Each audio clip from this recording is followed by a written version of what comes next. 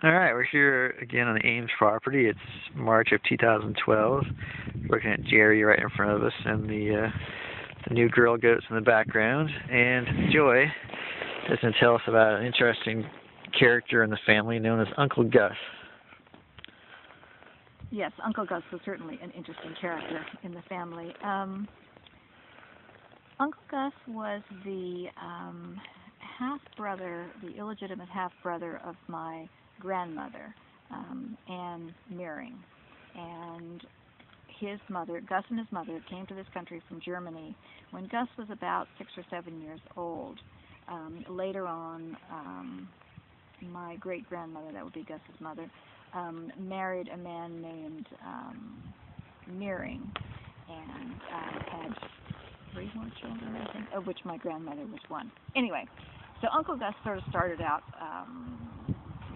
on the wrong side of the blanket, as the saying goes, and sort of his whole life was like that. His name was Mathis, Augustus Mathis, because Mathis was my great-grandmother's maiden name. And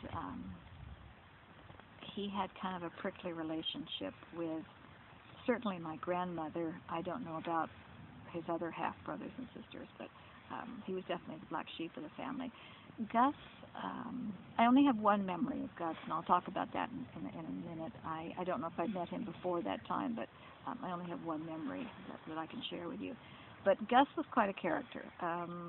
Gus did various sundry different things growing up. A couple of family stories that have come down to us is that Gus was pretty outspoken and opinionated and frequently did not get along with his neighbors.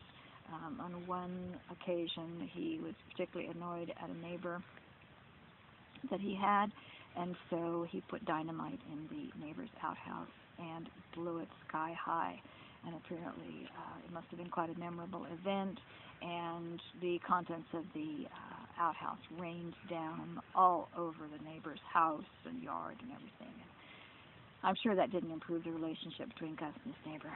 Another time he got really angry with Mayor Fierro LaGuardia, and to express his opinion of him, he sent Mayor LaGuardia a box of manure of some kind. At one point in time, Gus had I don't know if you call it a chicken ranch or a chicken farm, but anyway, he raised white leghorn chickens and sold the eggs. And so we have some photos of him with his wife and his kids, actually his common-law wife and kids, and my grandmother out on the farm. And I know that my father visited out there also. What else can I? We have a copy of a letter that Gus sent my father. It's a strange letter, but anyway, we do have a copy of that. And why is it a strange letter? You really would have to read it. The grammar's not all that good, which is, that's not a strange thing, but it's kind of hard to follow, and it kind of rambles, and I really don't know. He was definitely eccentric. Anyway, the only memory I have of him is when my family and I returned from Japan, and we went and stayed in New York.